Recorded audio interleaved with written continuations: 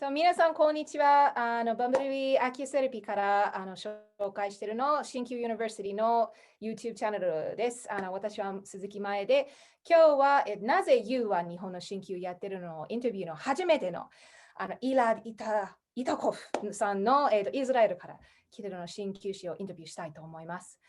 Okay, so everyone, today this is the first interview that I will be doing for Why Are You Doing Japanese Acupuncture on the Shinkyu University channel supported by Bumblebee Acutherapy.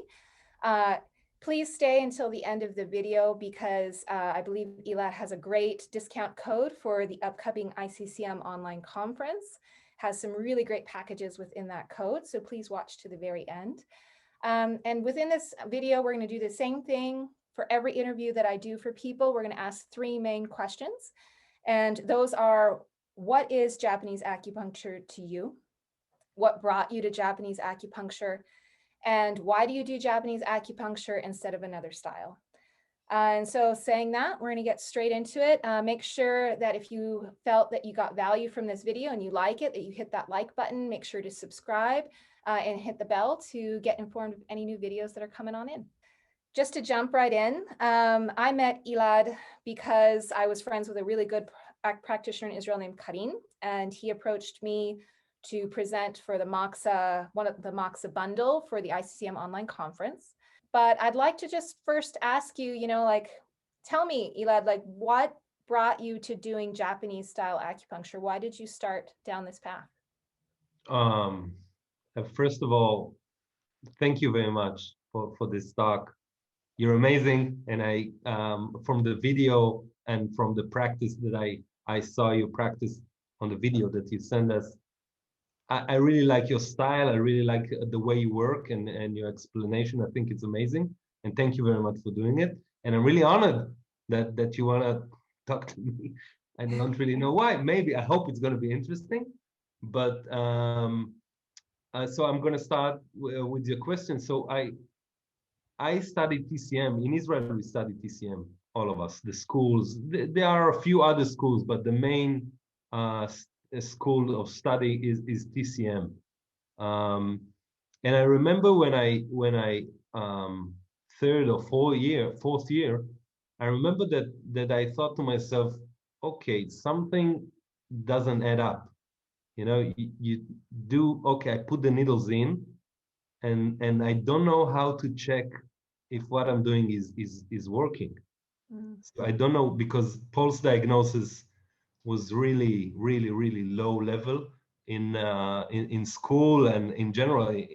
Maybe other people did better, but my pulse diagnosis was very not helpful.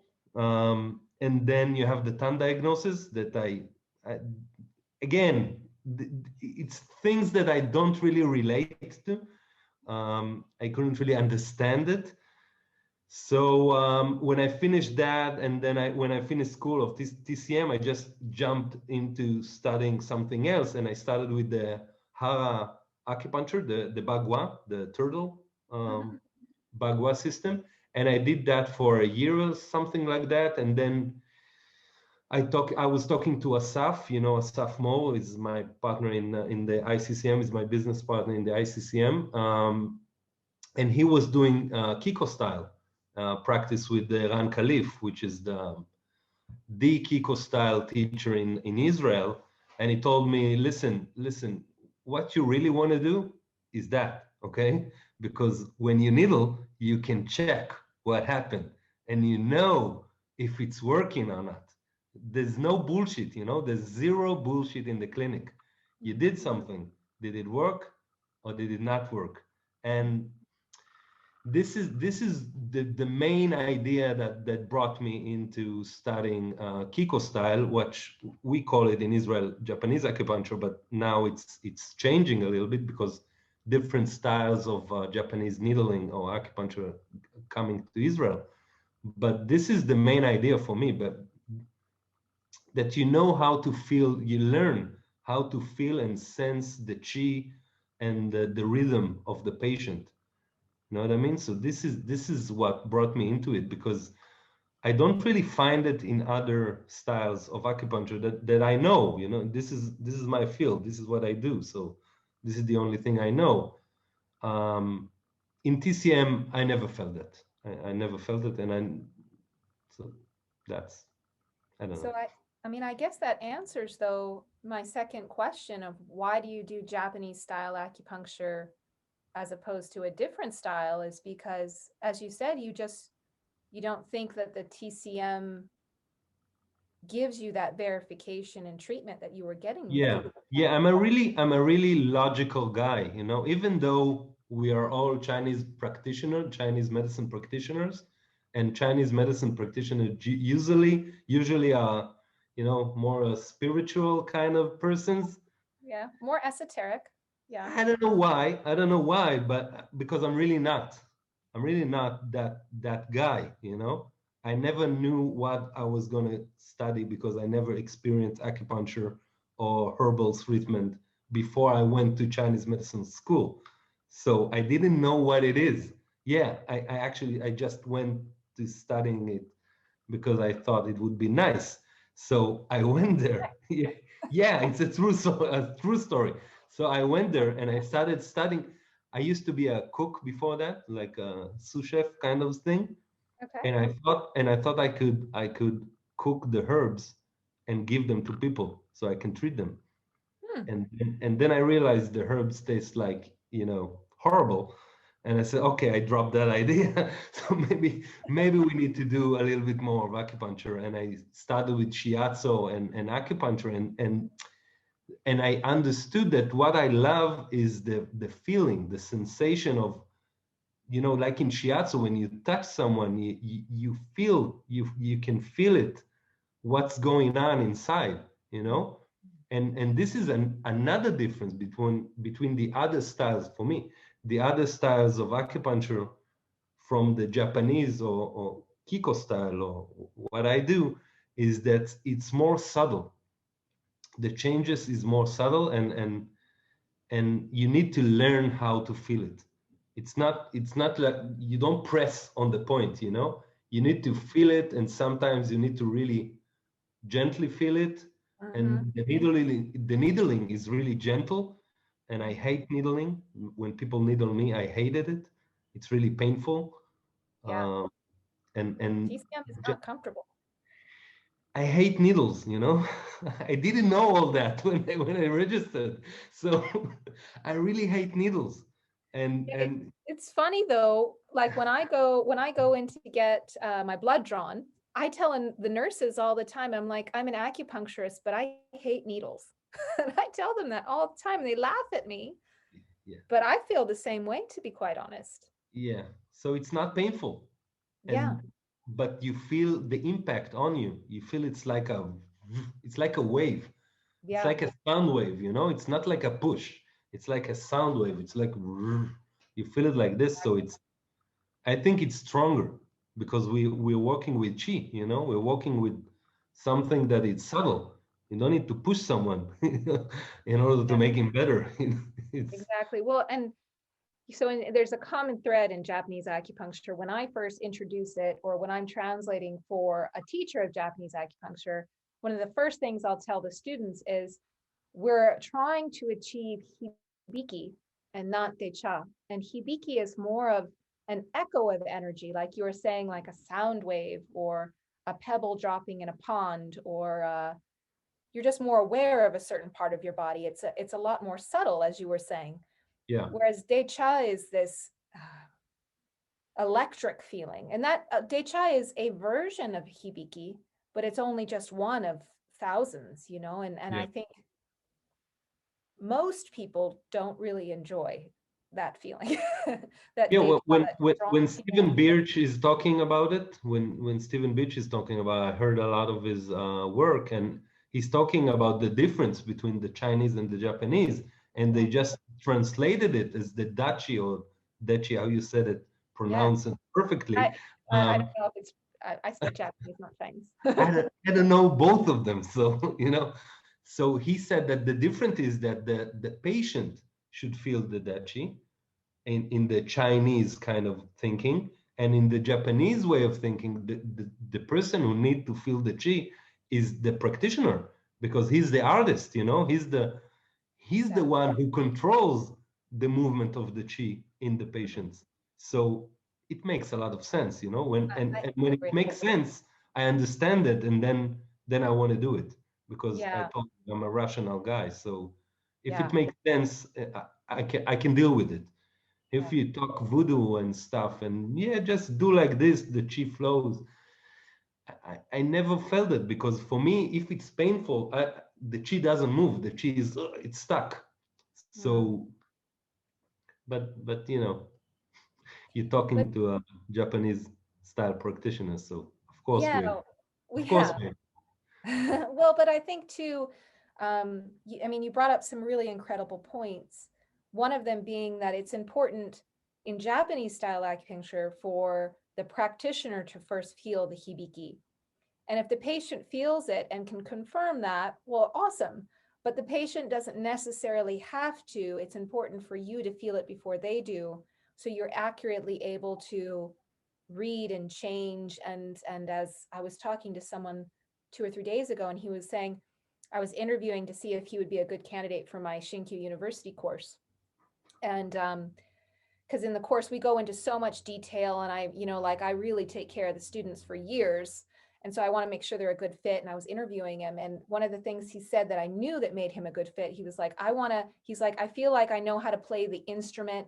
I know how to play the scales, but I don't know how to play jazz, is essentially what he said.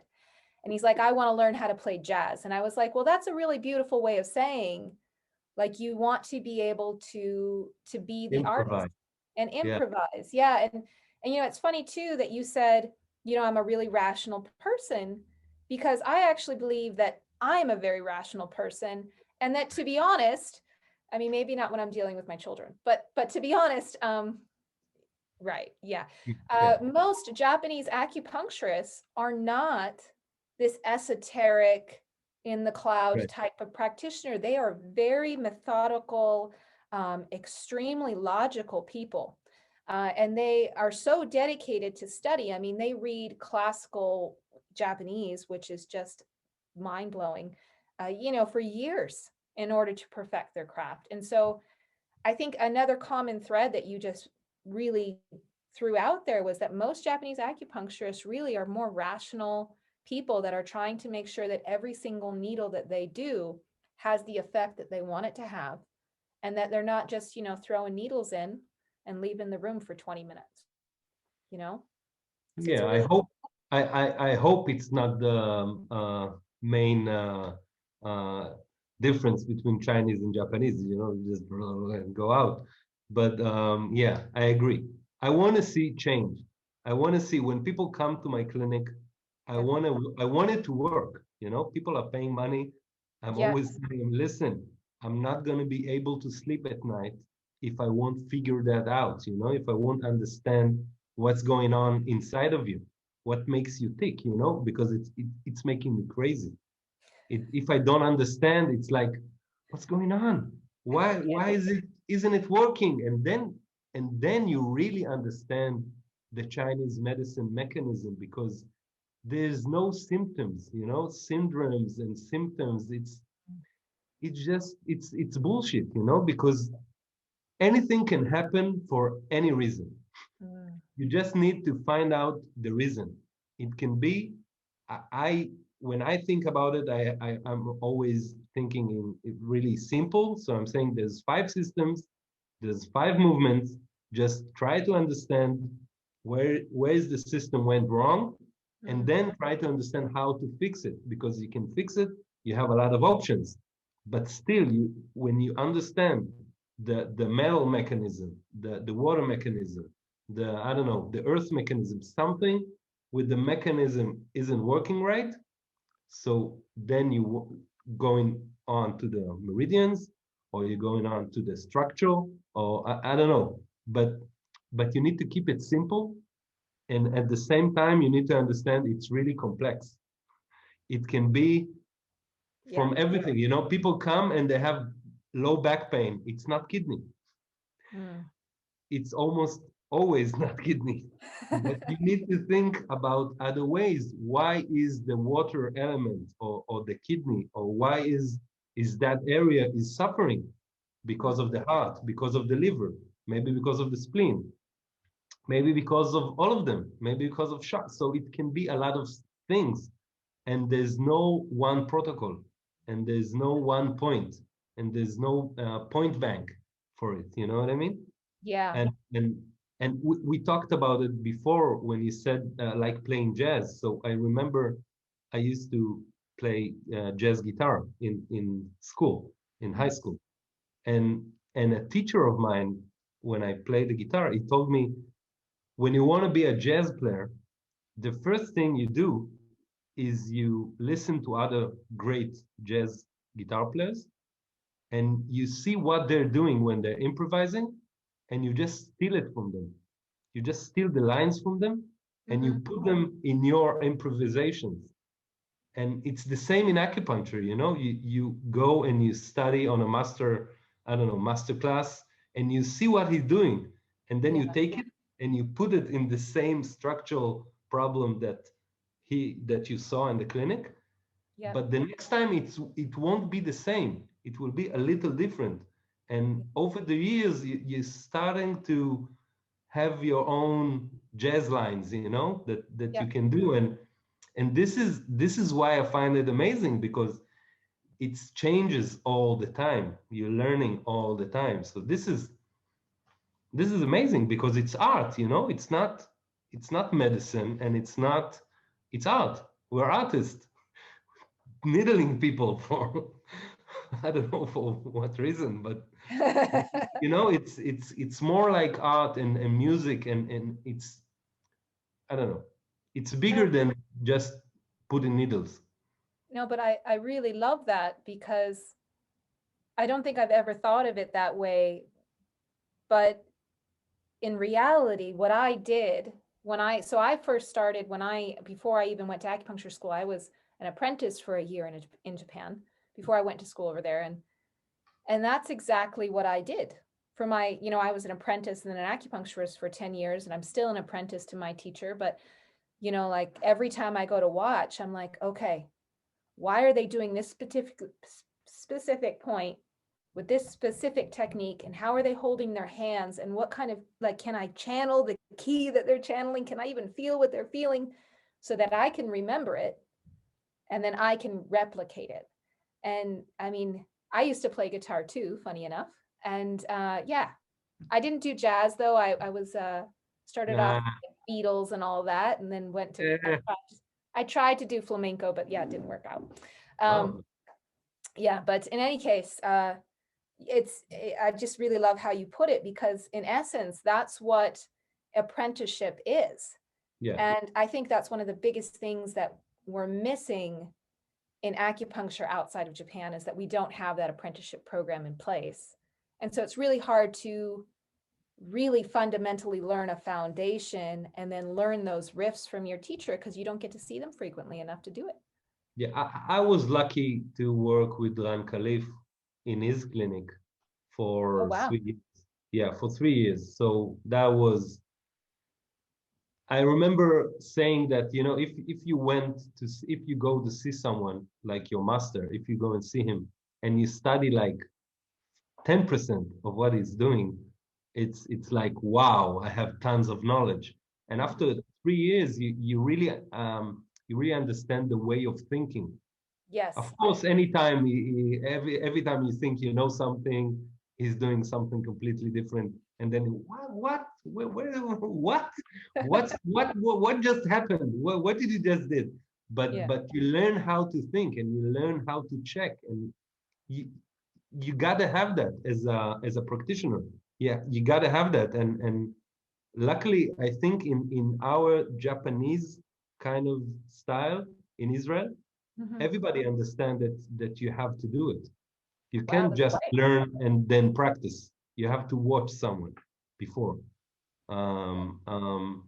Yeah, yeah, yeah. We put, I think, in now in school and in the Toyohari, especially with Guy and Shachaf, it's everybody is doing apprenticeship. That's You have, great. yeah, in some degree, yeah, in some degree, because not everybody is, but you have to see it, because Yeah. a lot of it is sensation, you know. You can talk about, yeah, this is deficiency. When you feel deficiency, do this, but you need to feel, what does it mean, deficiency? Yeah. And then how do you address that deficiency? I don't know. I don't know. Well, I mean, I think that brings me to my final question as, like, what is Japanese acupuncture to you? It's I because, already answered. yeah, I mean, Hard, hard. well, yeah. I mean, and then, so what's TCM? I guess I could ask. I don't know. I don't know. It's it's a system. Pop It's music? a language. It's I don't know. It's the building where the art is. You know, it's like you have, this is the building of TCM. Welcome, and this is the Japanese room. Have fun.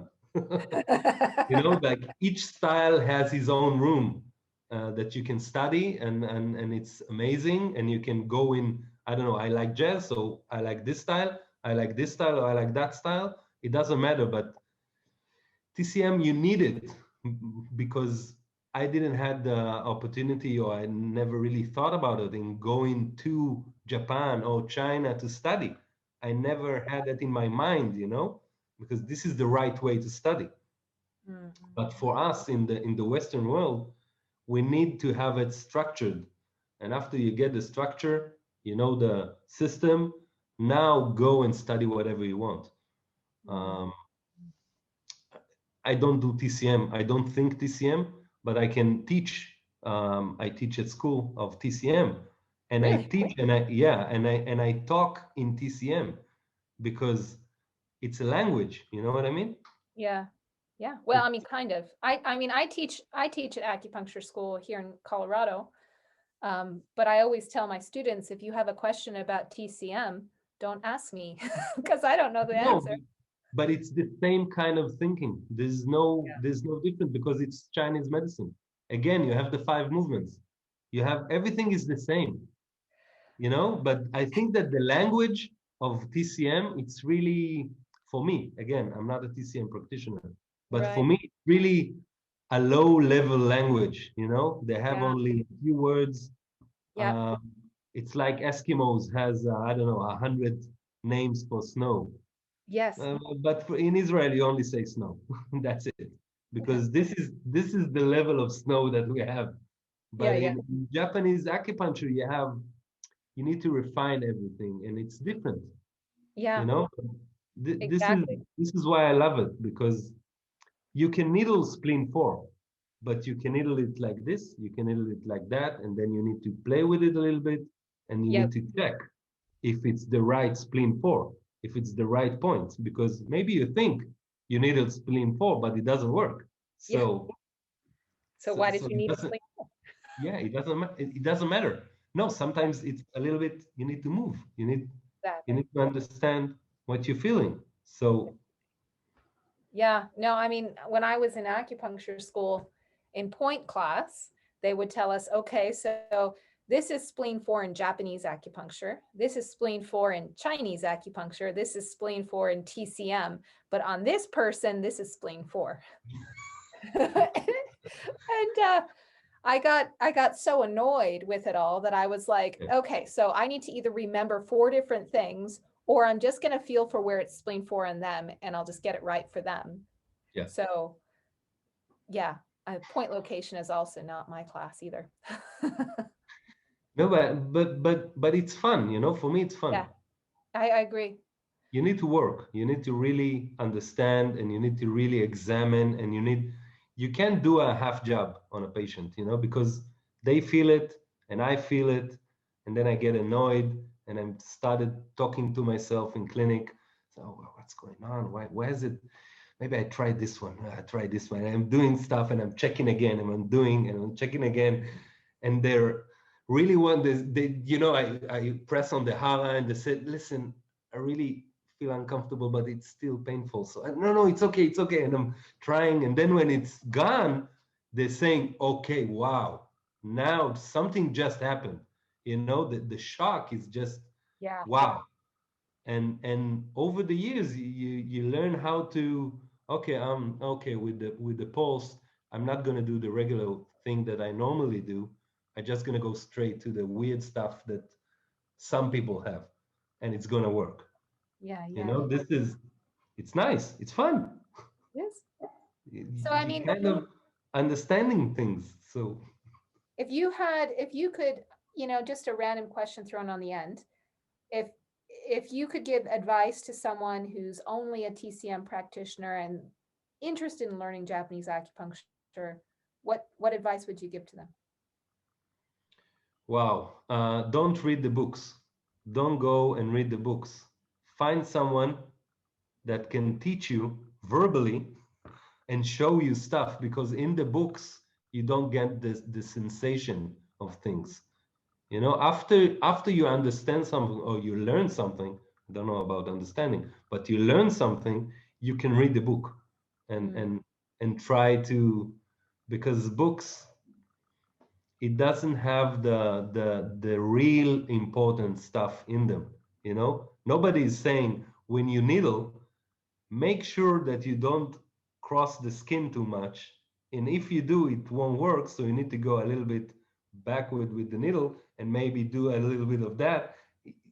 You don't read that in books. You know, people won't buy books. So you have to learn from someone. yeah. This is something that you need to learn from someone. You need to watch someone work. So Yeah, I think that's great advice. I mean, honestly, that's the same advice I would give to someone too. So thank you. I mean, and really that's why I started Shinkyu University as well, was because not everyone's as lucky as people in Israel to have, like, and I know you were mentioning before we started that Toyohari just started a branch there, and then Kiko Sensei comes there. I mean, not every country and not every place in the world has that ability to study and apprentice with someone. And so that's where I was hoping, and I am hoping, that Shinkyu University can come and fill that gap and give people those immediate feedback and verbal teachings and visible, I can't speak, visible teachings, and, have that immediate feedback. But okay, so I think we are going to wrap it up for today. I know that you did just release the ICCM Online Conference, and I'd love yeah, to give people a little bit of a discount. So could you give them the discount code and give them a little yes, spiel it's about it? we're gonna write it. It's ICCM 2021, and when you go inside our website, the ICCM org website, you can watch the ICCM Congress, the online.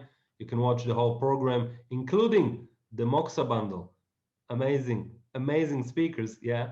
I told you, we just talked about it before, but I started doing tons of moxa in the clinic because of this bundle. And now I'm just, wow, what's going on? Because I used to practice moxa, but now I practice it a little bit different and it works much better.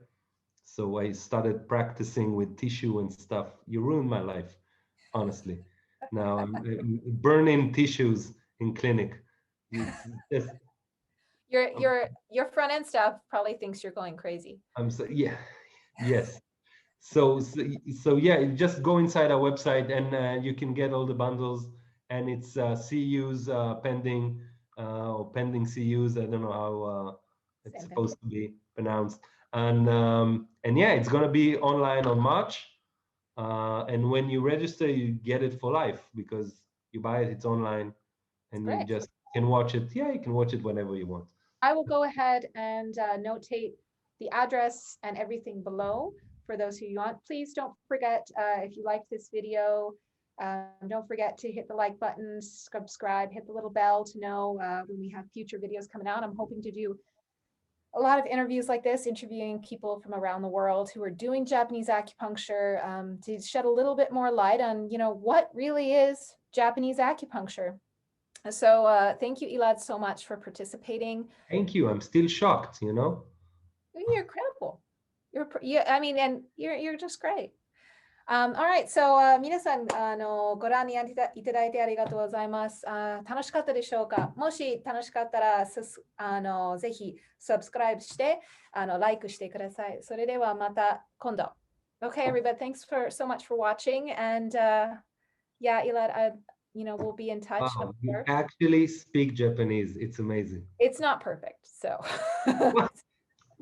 And if I get in a fight, it's even worse. So just saying. It's not a fighting language for me. Okay, so thanks so much, everybody. Thank you.